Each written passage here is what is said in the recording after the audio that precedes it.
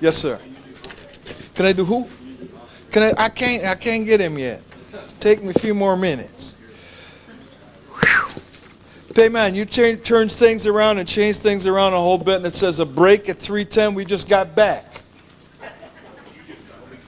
No, I was outside in the hall lobbying. So I guess it's hey, where's Payman? Hey, is it time for people to take a break now? You got 20 minutes. See you in 20 minutes. Thank you. Hey! Hey! I'll tell you. I'll get him. I gotta get him talking more. I gotta hear him. You can do Audie Murphy. That's what everybody says. I sound like Audie Murphy. Okay, I'm gonna plug that in and work on Used it. to, a long time ago, that's right after you. When I Do our banquet this evening. What about Joe? Joe will be following Dr. Horowitz, but it's a part of the next session. It was a group thing, I said, before we take our break after that. It's like two people in the group. That's what makes a group. More than one is a group. That's right. And if you come from the right, that's left. No, but I'm bound. When I came this morning, I had not met Dr. Horowitz yet, and I read the agenda, noticing that my name was on it. Also, a Dr. Len Horowitz. So I said to Payman, tell me, who is Dr. Len Horowitz, and why didn't you tell me he's going to be on there with me? And Payman said, I love you, Richard. Just work with it. I said, okay. And he pointed at him. He said, over that way, the dude that looks like Dr. Horowitz. All you got to do is open your eyes and read. And I said, okay, I'll read, you know. And so I went over to the table over there, and I look, and there's this dynamic guy with all of these books and stuff and tapes and all of this good stuff. And I said, hey, Doc, tell me something. What are you going to talk about? He said, I'm going to try to get the flavor of this together. And as he began to speak, I was somewhat taken back because my experience with people with names of Horowitz don't usually talk about Jesus Christ.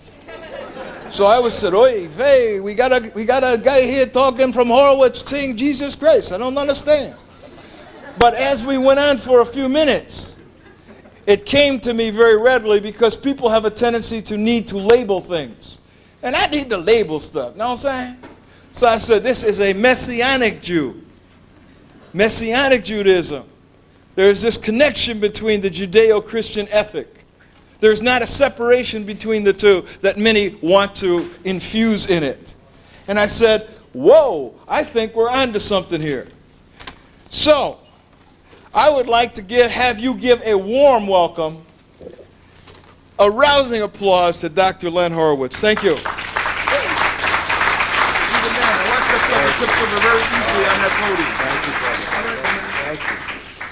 Thank you, Richard. Thank you, Payman. And thank all of you for coming out today. I'm not used to standing behind a podium, especially, let me see if I can even lift this thing. I guess not. I'm not used to standing behind a podium. Usually I like to roam about a little bit, so you're going to have to forgive me. But it's a privilege and a pleasure for me to join you today. Payman has asked me to do the impossible. In 50 minutes, deliver 3 days of information. If you watched me come in, you saw I came in with 3 slide carousels. Literally each day, the emerging viruses information is on carousel number 1.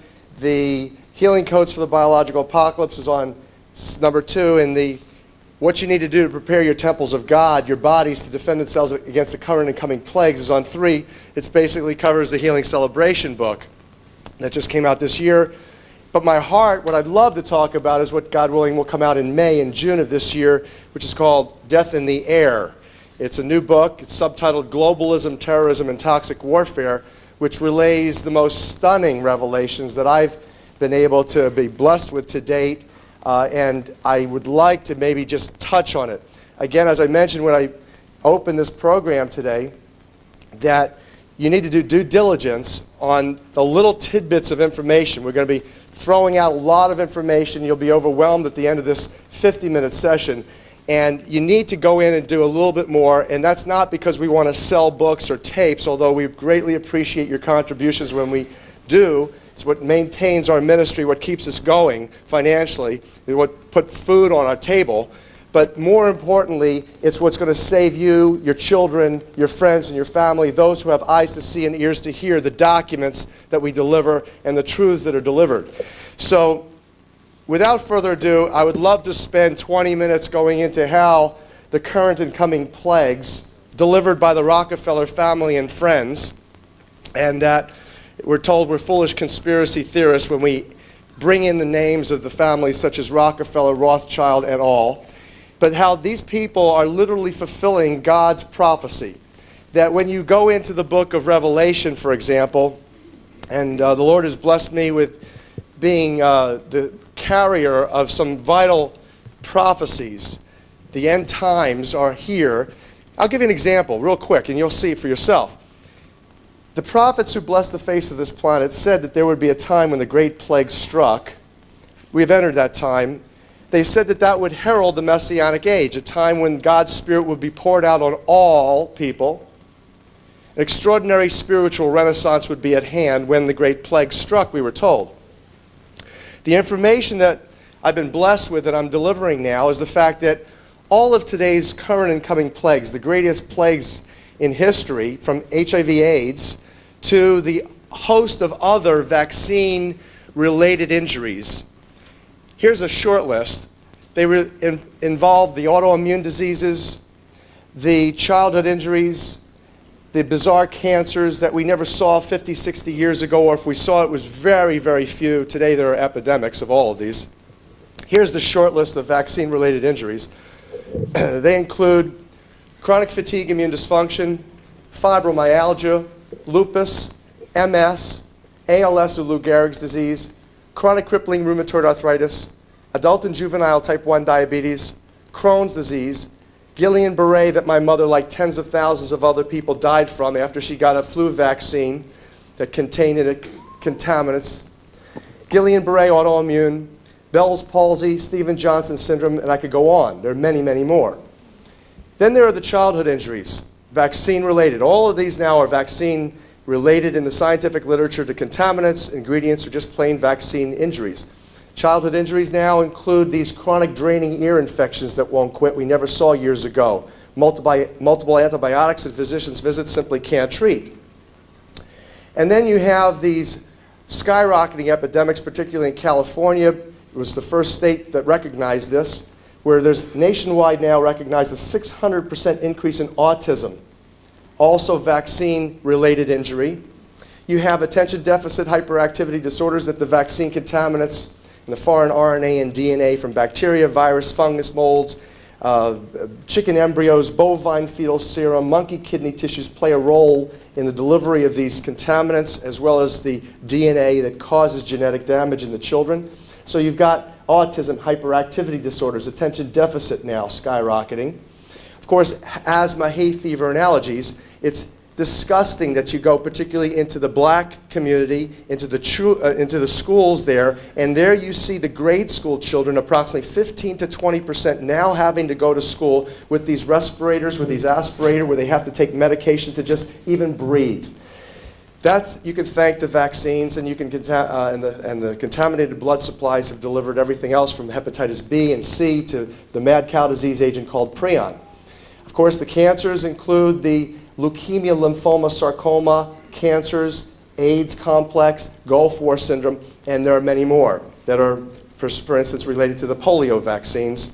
The delivery of the monkey cancer virus called SV40, which was known in 1961 to cause cancer virtually every animal was injected into, and yet that did not stop the authorities from continuing to allow these contaminated vaccines to go out through the 70s, 80s, and on to the end of the 90s.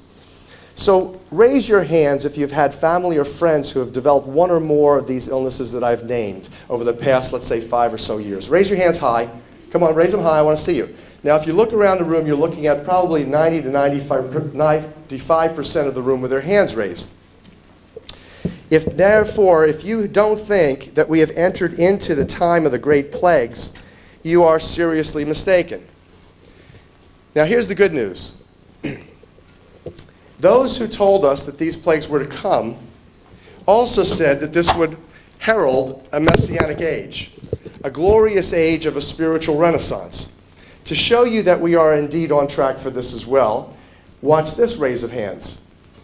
Raise your hands if over the past, particularly 6 months, it's been happening on and off for several years, but particularly the last 6 months or so, you have felt an extraordinary increase in your spiritual sensitivities, in your synchronicities of experiences whereby you're thinking of something or someone, you're working on special projects, and like miraculously they come into your lives. And little miracles and big miracles alike are happening for you, and for the majority of you, what you simply do is you say, thank you, God, keep it up. I love to be in with the flow. Raise your hands if it's happening for you. Now raise your hands high, be proud. Now look around the room. You are looking at least 65% of the room with their hands raised. So this is indeed the prophecies. We are on track. And for those who have read the book, Emerging Viruses, AIDS, and Ebola, which has become a national bestseller not because it's gotten any mainstream media support, it has gotten none. It has become an American bestseller with over 50,000 copies in circulation because of kind, warm-hearted, mostly Americans like yourselves, who had the eyes to see and ears to hear this truth and saw and see the documentation, some of which I'm going to present to you. Essentially, this is a book that heralds the great plagues and shows you who is behind it. And when you get done reading this book, you see why I throw the name Rockefeller into the mix. It was the Rockefeller family, when you get done reading this book, when you go back and reread Revelation, the book of Revelation, you see that these were the people who, quote, fornicated with the devil, deceived the wealthiest men of all the nations, says the Bible. Well, who is capable of deceiving the wealthiest men of all the nations? You have to be extremely wealthy to be able to do that. So that limits your selection a bit. Secondly, Revelation tells you that these people stole the blood of the prophets and the people. Well, you see, it was Lawrence Rockefeller who established the New York City Blood Council. That was the council of doctors that put together the New York City Blood Bank. They became the international blood banksters for lack of a better term. And that these were the people that allowed for 10,000 hemophiliacs throughout the United States and countless others around the world to get the HIV-contaminated blood that they knew was contaminated between 1980 and 86 and did nothing significant to clean up the blood, just like they knew the hepatitis C and hepatitis B viruses would flow therein as well as the protein prion agents for Creutzfeldt-Jakob disease. And that now you begin to understand,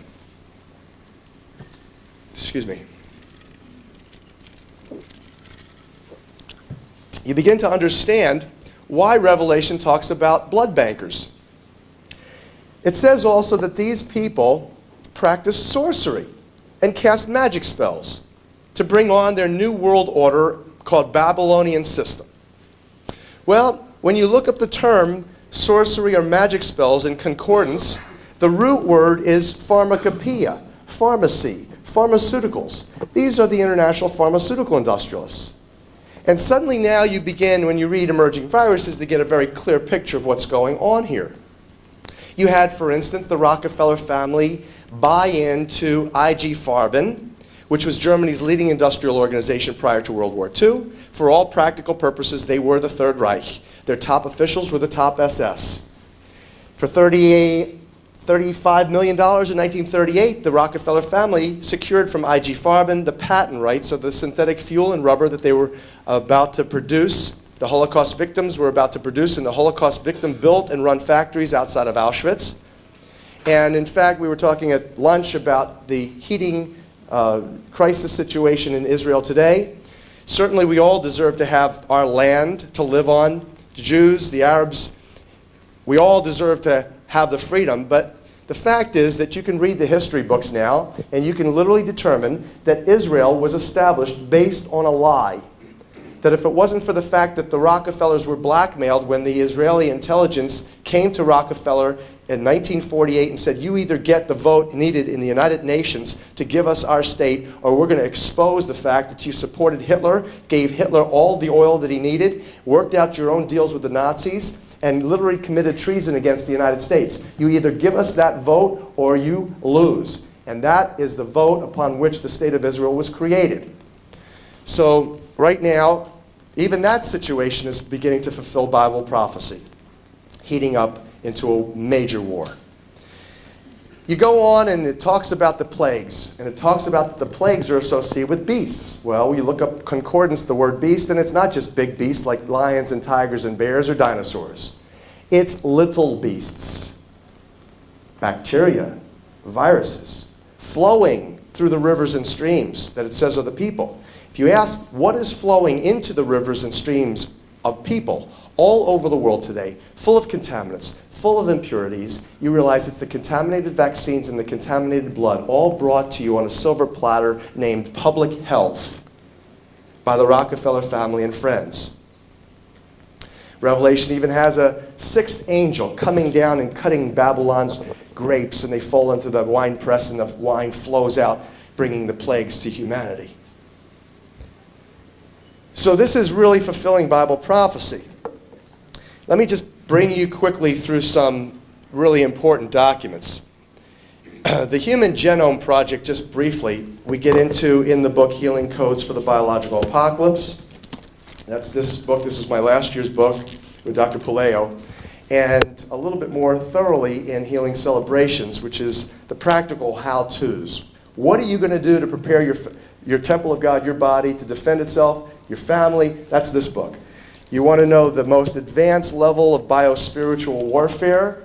That's this book, as well as what God is blessing us with, some revelations that I'll hopefully share a little bit with you.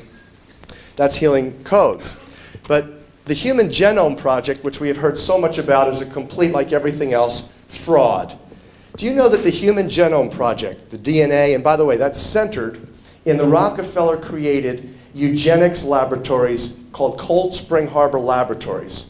You see, in the 1920s, what was called eugenics, though most people do not know what that term means today, it is, quote, the scientific investigation of genetic differences between the races, end quote. It included the genetic predispositions for diseases between the races, and that the Rockefeller family, the royal family of England, America's royalty called the Bush family, the William Draper family, as well as a number of other close colleagues, created the eugenics movement. The first racial hygiene laws in the world were in the United States. In fact, California was at the forefront of the entire eugenics movement. More people were sterilized in California, allegedly for mental retardation and other things. Of course, in the South, in North Carolina, in West Virginia, they were sterilizing children in grade school. If they did not receive a 75-point score on their intelligence test, they were sterilized because they simply did not want to bring up another generation of dysgenic people. Blacks, of course, if you wanted to marry white, you'd be at best jailed. In the South, you'd be hung, shot, or burned. You can thank the Rockefeller family and friends for this eugenics movement that gave rise to Hitler's racial hygiene program. Ernst Rudin, the director of the Kaiser Wilhelm Institute for Eugenics, Anthropology, and Human Heredity in pre-Nazi Germany, who later became Hitler's racial hygienist, he was basically put there by the Rockefeller family and friends who built the institute. So when you look at today's hyping of the Human Genome Project, here's what you're not being told. You're being told that DNA is the blueprint of life, that it gives codes for RNA to protein synthesis, which makes new cell parts, which gives rise to new healthy cells, which gives new life. That, by the way, is less than 3% of the function of DNA. What these sorcerers casting magic spells over your minds, dumbing you down so that you don't understand the truth as to who you are as a divine child of God, incredibly empowered with the full spiritual blessings of the Lord. The fact is that 93% of DNA function that they don't want to tell you about is to serve as an electromagnetic receiver and transmitter for virtually God's love. Now, of course, the scientists don't call it that. What if 3 out of the 5 top Nobel Prize winners in the field of medicine this decade discovered? They called it that the DNA's primary function, over 93%, is involved in what they call photon-phonon emissions for intercellular communications and cellular upregulation. Let me interpret that for you. Photon is light. Phonon is sound. Sound is how God created the universe. If you remember, in 6 days, he spoke the world into existence. Sound, words, are what? Electromagnetic frequencies. What's that? That's mathematics and physics. What your DNA, because it's surrounded by clustered water, 6-sided hexagonal-shaped ring structures that have a divine sacred geometry to it, it's like 2 pyramids, one on top of the other, forms the matrix of your DNA. And that's what allows it to take in sound and light, virtually God's word coming in, like sending out that signal. In essence, what's what allows you to go to sleep at night feeling so dreadful on some nights and wake up suddenly in the morning all refreshed, because all night long you've been being blessed with God's love for you, created in the image of the Father, totally endowed with the spiritual capacity to co-create miracles, including miraculous healings. Now, guess what would happen to the pharmaceutical industrialists and in medical practitioners if you learned that? They would virtually be out of business. So that's why they don't want you to know that truth. So that's some of the little information that we give you in healing codes and in healing celebrations.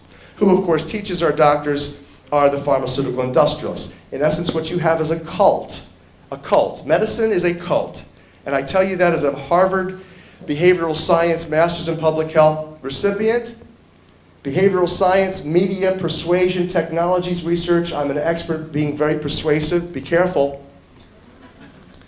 But I can tell you as a behavioral scientist from Harvard that there's only one difference between modern medical professionals and any other cult in the world. The difference is this. Most cult followers know who their leaders are. In modern medicine, most brainwashed, mind-controlled slaves in healthcare have virtually no clue that they're serving fundamentally the Rockefeller family.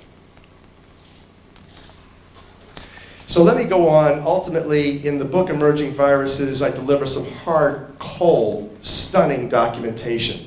What was done, and Payman asked me to just go over this, in order to create these new designer diseases, diseases that have a capacity to only trigger certain disease predispositions in even certain races. You think it's an accident today? As of 2 years ago, 73% of HIV/AIDS cases in the United States are black and Hispanic. You think that's an accident? Same accident that 25% of black women in the United States are sterile. Same accident that 35% of Native American women are sterile today. How do you think they got sterile? If you read the propaganda, the bogus statements that these people live in squalor. They don't take care of themselves, so they get sterile. They don't eat right. Well, you know what?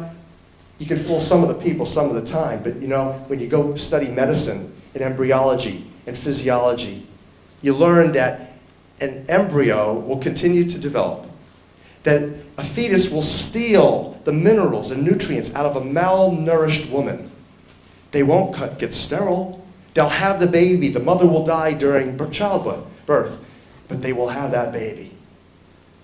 So what got these people sterile was vaccines, such as HCG, human chorionic gonadotrophic hormone, given to tens of thousands of women. It was first found out in the Philippines. The Philippine Medical Association reported it in 1989. Studies that showed that the vaccines that the World Health Organization delivered, of course, another puppet agency associated with the Rockefeller, heavily funded by the Rockefeller monopolists over world healthcare and virtually world science. That was the vaccine that delivered sterility, in keeping with the Population Council, which was Rockefeller's funded Population Council of the City of New York that gave rise to all the other population councils. Very recently you heard of the passage by the FDA of the drug RU486. Think about it. When you 86 something, what do? You trash it, you get rid of it. Are you for 86? That is how that drug got its name. So this is a Rockefeller creation. It goes with the population councils. Now these people are at the forefront of science. You can study just far more than my works to come to the realization that what I'm telling you is true in historic fact. And what they did to create these types of viruses that are going around now is called hybridization. Not using sophisticated biotechnology. In the old days they had bench work, basic science for recombination. They would inject monkeys with, let's say, cat viruses to get things to jump species. So they, for example, took Gallo, Robert Gallo, who's the guy who allegedly discovered the AIDS virus in 1984. I'm going to show you on a 1962 contract where he was producing these types of viruses with colleagues from Lytton Bionetics. He took simian virus 40, the 40th monkey virus ever discovered that was known to cause cancer in virtually every animal it was injected into, recombined it with cat leukemia, caused a laundry list of symptoms virtually identical to what AIDS patients suffer from. Chicken leukemia sarcoma virus caused wasting immunosuppression and death. Sounds familiar, doesn't it? And then to get what they called a mutant hybrid, which is right in front of the chicken's bill right there, chicken's face, that's a mutant hybrid of the recombinant of the two. To get it to jump species into humans, they cultured it in human white blood cells in some studies and human fetal tissue cells in culture in other studies. So that's essentially the crude laboratory work that they were doing way back in the 60s, 1960s and early 70s. And of course, who were these people that Gallo worked with to do this work? Was none other than bionetics research labs. Here you see them 6th on the list of major Army biological weapons contracting firms. This is directly from the United States Congressional Record. Well, I could go on and talk more about different things. I could talk about the genocide that's going on in Africa today that relates directly to this type of documentation. Here you have from the National Cancer Institute's monograph the fact that you have the heart of the African AIDS belt. This is long before AIDS broke out. This is 1974 document where you're seeing work in the early 70s in particularly the areas that we're seeing now, the herpes-type viruses, that includes Epstein-Barr, simian cytomegalo. These are cofactors for immune suppression and cancer. And then hepatitis B. Hepatitis B vaccination. In fact, it was the 1974 experimental hepatitis B vaccine that was given to... That's right. Can you give me something to lift this up?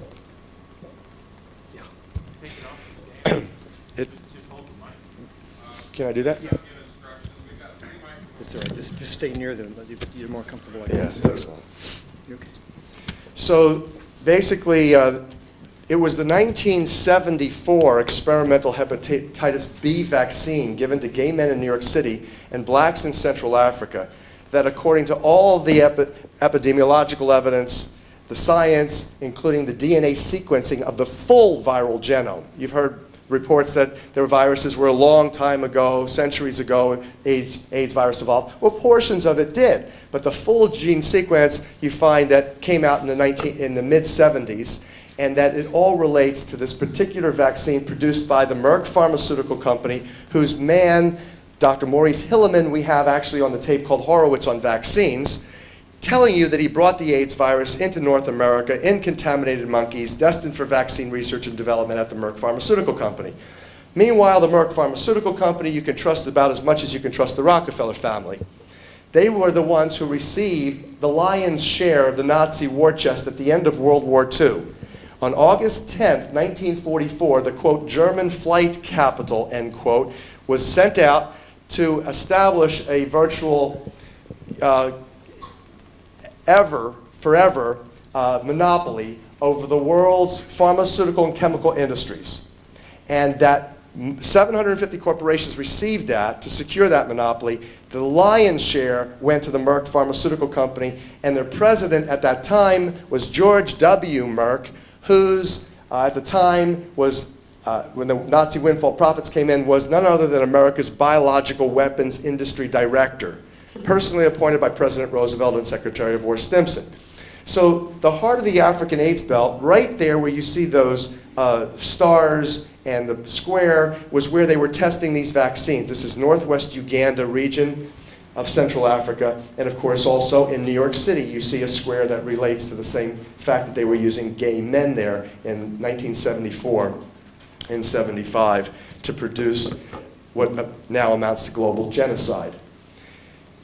In front of you is why the book Emerging Viruses, AIDS, and Ebola became a bestseller. If you can sharpen that, Brian, can you do me a favor, just tweak that focus a little bit? This is what you're looking at that made people wake up who have eyes to see and ears to hear. Right there, perfect. You're looking at the United States government contract under which numerous AIDS-like and Ebola-like viruses were bioengineered by the Army's 6 top biological weapons contracting lab, Bionetics. You see, the title of the investigation was called Investigations of Viral Carcinogenesis in Primates. That's cancer production through viral infections in monkeys and humans. And there you see the name Dr. Robert Gallo as the project officer for the National Cancer Institute. And you see that the date that the contract was initiated was February 12, 1962. 62. Recently, Dan Burton's Congressional Investigating Committee, this is about 7 months ago or so, Beth Clay, who was the administrative officer overseeing the hearings, called me and said, Dr. Horowitz, you know, word is out that you have some stunning information that the Congressional Committee needs to see regarding vaccines, vaccine contaminations, and AIDS. I said, yes, Beth, that is the truth. I'll be happy to send it to you. So I overnighted to her about $50, $60 worth of materials, including the book, which contains all the contracts, with an explanatory letter. Well, about 3 or 4 weeks later, I got a call from Beth. Dr. Horowitz, we're inviting you to come to the hearings where they were going to discuss vaccinations, military contractors, and biological weapons.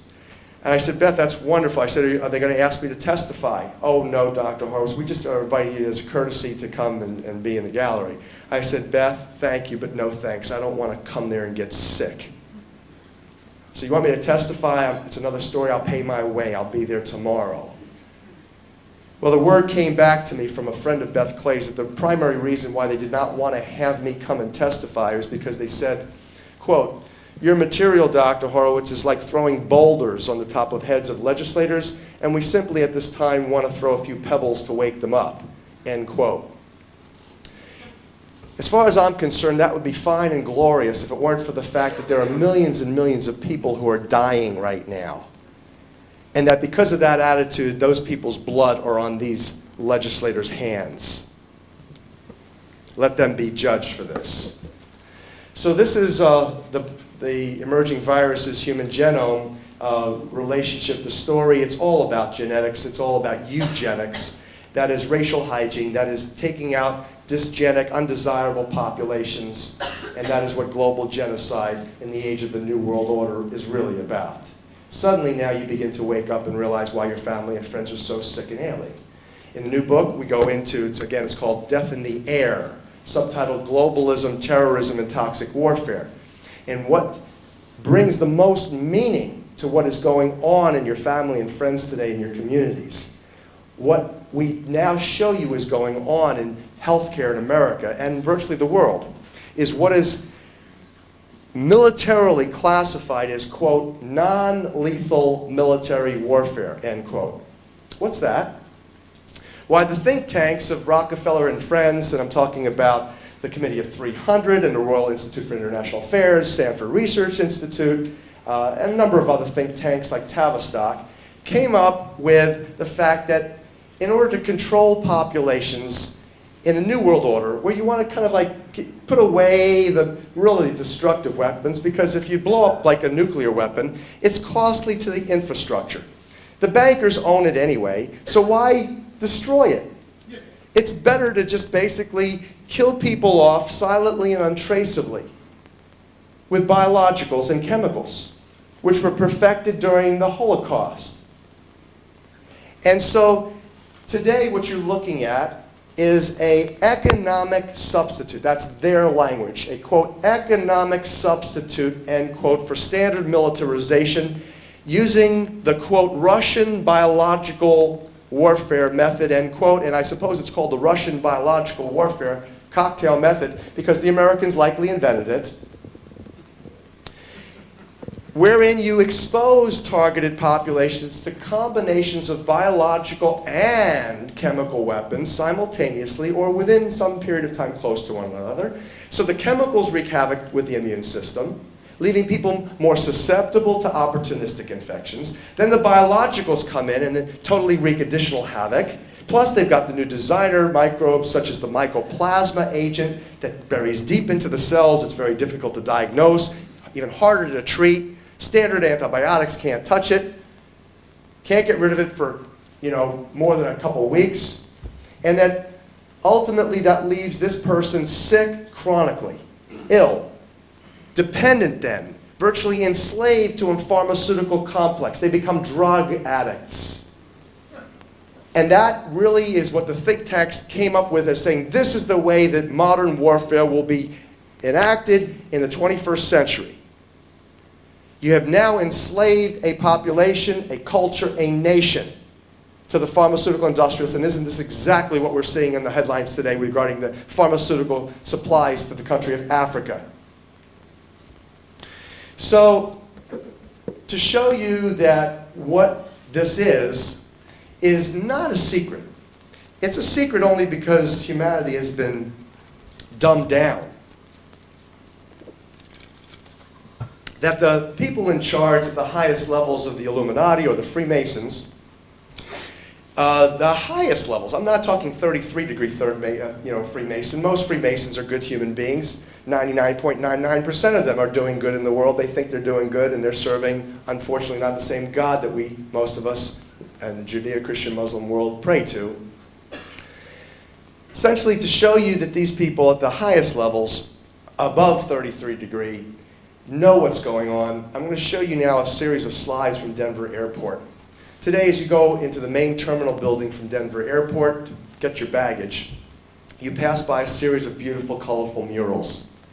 To give you just a little bit more background before I show you this, there was another think tank report called the Report from Iron Mountain, which they said when it leaked out, when it was first published, that it was a hoax, it was a satire. Excuse me, when you read it, there's nothing funny about it. That's odd for a satire, isn't it?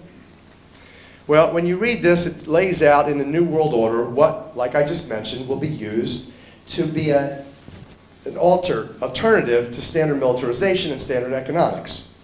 And among these things, they called for slavery in a manner that people would not know they were enslaved. They called for, in order to create a new world order, and one world court, one world peacekeeping force, UN, you have to bring the peoples of the world together, which is far into what their traditional method of manipulation has been. For the last 3 millennia, at least, the people that we've begun to identify have manipulated the masses like sheep, sheeple we call them, to divide the sheeple to conquer the flock. You know them pretty well. These are the people who divide rich from poor, separate Jew from Gentile, Christian from Muslim, communist versus socialist versus capitalist, Democrat from Republican, black versus white, gay versus straight, pro-life versus pro-choice. Meanwhile, it's the same highest level military medical industrialists and international banksters who are pulling all the political strings on these puppet politicians and these fake front organizations. And the politicians they give us a chance to vote for in this thing that they call democracy that's actually corporate fascism masquerading in disguise on an international basis. And so that they called for in their think tank, in order to bring these sheeple that had been divided all these years in those ways, together they had to create a common enemy. See, unlike God that operates out of love, consistently always willing to forgive and just love and love and love and love, Satan works out of fear and manipulation, and the con artists, the puppet politicians, the think tanks, the propaganda mill, the spin doctors, they operate off of fear. So what they said is that we have to create a common fear for all the people all over the world. So let's think of what we should have. Well, ongoing worsening air pollution and environmental degradation was high on their list. Surprise, surprise. The environmental agenda is just that, an agenda. Then they said we're going to create an alien phenomenon. An alien phenomenon. Why? Because if there's one alien space vessel, threat to humanity, then we all have to combine our resources under one global governance. So, given that background, now you can begin to interpret what you see on your way to baggage claim in Denver Airport. Here you see a Nazi alien with a gas mask on. Obviously, the air is polluted so much he's got to wear a gas mask from the biological and chemical weapons that they've dispersed. Sticking, he is, a dove of peace with his saber against a horrific backdrop of genocide, mostly affecting black and Hispanic faces. Here he is. Get a good look at him because this is who we are battling.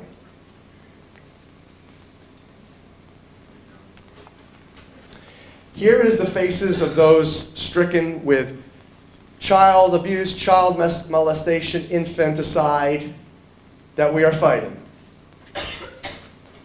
Now here you have a dedication to the extinct species.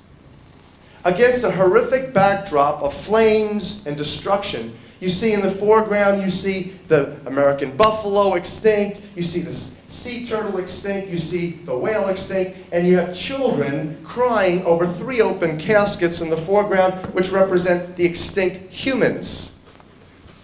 Here you have, representing the black people of the world, the beautiful black woman dressed in native African attire. Here you have your native North Americans, dead. And if you're sitting there, white, middle class, probably Jew or Christian, and you think you're exempt, sorry, here you are. Lying on an American quilt, blonde-haired, likely blue-eyed, Christian Jewish woman, hugging to her chest a Star of David and the Bible with a cross. Separated by what is that? Oh, such wonderful symbol. The rose, the symbol of the Illuminati, the Rosicrucians, dividing the Jews from the Christians. Isn't that exactly precisely what they began to do heavily around 300 with Constantine? So that today the Jews and the Christians live in a deceptive world thinking each other are common enemies. Divide the sheeple to conquer the flock. Now why are these people particularly here? Why is it that you have these people here? Well, it just so happens that the black people, everybody knows them as having the most soul-filled. Well, what does that mean? It means also that they're the oldest people on this planet. It means they're also the most spiritually evolved people. And the Bible tells us it is not against flesh and blood with whom we do battle here. When speaking about the Rockefeller family, Nixon in an interview said, it's not about money for these people. These people have all the money they need. For them, it is about optimal power. And we know that optimal power, you study it, study people who get involved in it, corrupts absolutely. Absolute power corrupts absolutely. And so why you have this woman lying here representing the black people is because this is the manifestation of spiritual warfare being played out on this planet right now. Why do you have the Native American people here? Well, because the same reason. These people were so spiritually evolved that they thought it was ludicrous to even consider owning land. You don't own what the Great Spirit has given us as a free gift. You're a steward here. To be in awe at God's greatest mercies and presence. And why do you have the Jews and the Christians represented here? Of course, the Muslims are represented in the other slides, or the other slide, but this represents the covenanted people. The Jews got the first covenant, the Christians got the blood covenant. They are, in essence, one. Pull down the facade, and they are one. But they are God's people. And that's why they are lying here in an open casket. I wish I had more time. This is the resolution. This is the great the great glorious ending to the New World Order. This is a celebration of the New World Order and the reconciliation after the Great War. Here you have a dance, and it's going on, it's all children now. One world religion is being depicted. There's a lotus, an Eastern type of guru character praying over the lighted lotus, representing the Eastern New World, one world religion. But in the background, there's people from all different countries dancing, and guess who's leading the dance? How appropriately, the Scottish Rite Freemason. Again, who trails in his shadow is the black little girl. Now, to show you that this is, again, nothing I'm making up, here again is another slide of the resolution where you see the Nazi alien dead now. You see the celebration in the background. You have the Deutsche, the German boy, Deutsche Bursch, pounding the symbol of fascism, the anvil, down communism, banging the saber of the dead Nazi alien in the resolution. Of course, in the foreground, you've got the British flag waving very well, and on the other side, there is the American flag being held mostly by the Chinese, interestingly enough.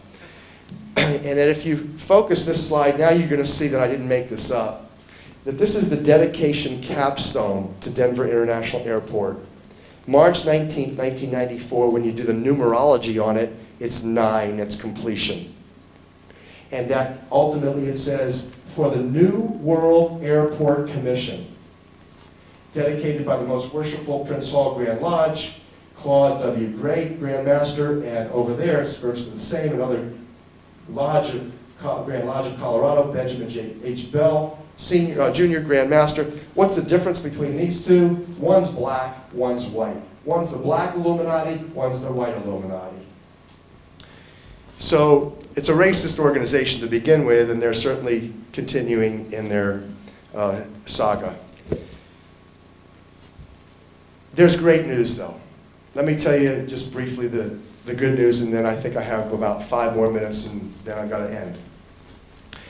The book Healing Codes for the Biological Apocalypse relays the best of the best news and the worst of the worst news in this era of bio-spiritual warfare.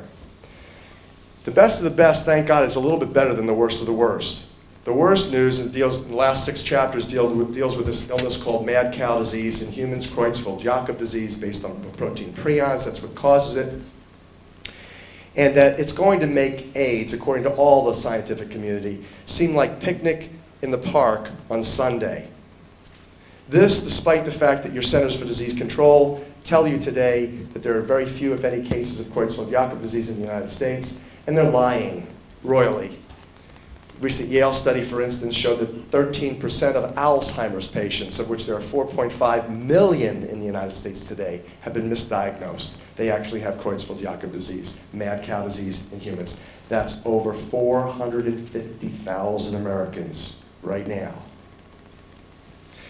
So the good news is that my colleague, Dr. Joseph Palaio, was given, by blessing, divine guidance, God's musical scale. You know, we think of the musical scale as do, re, mi, fa, sol, la, since the sound of music. Thank you, Hollywood, for the great and grave deceptions that we have received. God's musical scale is 6 notes. He created the universe in 6 days. 7 Levi priests circled the great wall of Jericho in the book of Joshua for 6 days, each day playing out of their horns specific tones that made that wall come crashing down. God, through the spoken word, creates, destroys, and creates miracles. So creation, destruction, and miracles is the technology that we now understand. God has given us the divine, glorious understanding of His technology of how it works. Now, this knowledge has been buried.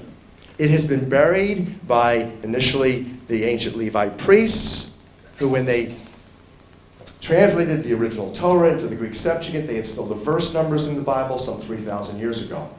This is wherein the codes lie in this particular book. There are other Bible codes that are different from these. Some are totally bogus. Some are distractions. We expose those in the book Healing Codes, such as Michael Drosnin's work called The Bible Codes, which basically we show you that he is a national security propagandist. At any rate, the 6 tones that were revealed to my colleague and we write about are fantastic in that mathematically, harmonically, and by definition in Webster's dictionary, they all relate in all those ways to the 144,000 humble servants of God who are to assemble and are currently being assembled in these end times to sing God's praises is in such a way as to instantaneously and miraculously bring this planet back to God. That is the glorious blessing in this book, Healing Codes for the Biological Apocalypse. We use that basic knowledge and we use some fundamentals in Scripture as to what does God tell you to do if you get sick. In the book Healing Celebrations, I give you the 5 steps that you need to do to prepare your temple of God to defend itself against the current and coming plague. Step 1, like the Bible says, is fasting and detoxification. We give you specific fasts. I highly recommend you do them at this time. Step 2 is deacidification, changing your body's chemistry, making it more alkaline. The Rockefellers and friends want you to live the lifestyle that causes your body chemistry to turn acidic. Caffeine, nicotine, sugar, stress, alcohol, pharmaceuticals, and red meats all cause your body to become acidified. And it is in the acidified state that the bacteria, viruses, fungus, molds, yeast, and cancer cells grow. They cannot grow well, if at all, if you simply change your body's chemistry by following virtually the Levitical diet and drinking a lot of good, pure water with a pH of about 8. Or substitute foods such as watermelon. Do watermelon fast, that's pH of 8. Foods such as millet flour, pH. Get yourself food acid-base charts and see what you're eating. Alkalinize your temple of God. Step 3 then, after you've done step 1, detox, which also involves getting your colon right, because the colon is the cornerstone, the basis for health, including what your gut flora, the soil-based microorganisms that should be in your gut. So you can assimilate the nutrients out of the hopefully organic, whole, raw foods that you're eating. Okay? And then the colon, of course, helps to detox as well as the good, pure blood. So detoxing blood, liver, and kidney. That's critical, and that's done largely through fasting, as we share with you. Step 3, once you've done those 2 steps, is boosting immunity every way possible, the holistic approach. Not popping a magic pill to cure every ill. That's the pharmaceutical industrialist way. That's what you are all searching for. You're looking for that magic pill. The only reason you're searching for it is because you've been sold down the tubes. God's healthcare plan is holistic. It involves physical, mental, emotional, social, environmental, and above all, spiritual changes, choices that you have to make in order to survive today. Step 4 and 5, you do if you're sick and ailing. Everybody should do steps 1 through 3. If you're sick and ailing, you do oxygenation and bioelectric therapies. Oxygenation and bioelectric therapies. The other 5 critical things in Healing Celebrations book is the spiritual correlates and antecedents for miraculous healing. We demystify now, through modern science, scriptural prescriptions for miracles. The Bible is full of miracles. Now, with the knowledge that we have, we can demystify it. We can understand it, because God wants us to understand it now. He tells us in the Bible, in the end times, I will pour out my Spirit to you, and all the secrets, all the truths will be known. Now is that time. So, 5 correlates and antecedents for miraculous healings we go into. You can prepare yourselves to produce miracles because you are divine children of God, fully empowered to produce those and co-create with the Heavenly Father, who simply wants to take pride in your co-creations. And you be basically like you, as parents, want your children to come to you every once in a while and say, you know, Daddy, Mommy, I love you. You're great. His Father wants the same thing. So the last thing is, and then I'm out of here. Payment, I know. The last thing is, please give us your support. Look forward. We have We have order forms for the new book that's, God willing, coming out in May. And here's the good news in the new book. One of the things that we have that I think is the glorious celebration is based on the revelations and healing codes. These alphanumerics, the numbers of the ancient music, and the alphanumeric codes where we can begin to realize our divinity and our power in the spoken word and prayer. That in the new book, I'm going to be delivering what I had asked for. I had prayed to God to give me about 6 years ago. I prayed to God to give me the Achilles heel of the Illuminati. There's got to be an Achilles heel. And I prayed for it. And I believe in all my heart, and I believe you can test me and prove me right. I'm delivering to you in the new book the Achilles heel of the Illuminati. What is it? It's their code. And it's the fulfillment of Revelation 13:18 and 14:1, where in the book of Revelation, the prophecy is at the greatest, darkest time of all human history. It's always darkest before the light, and suddenly there will be light, and it begins with Revelation 13:18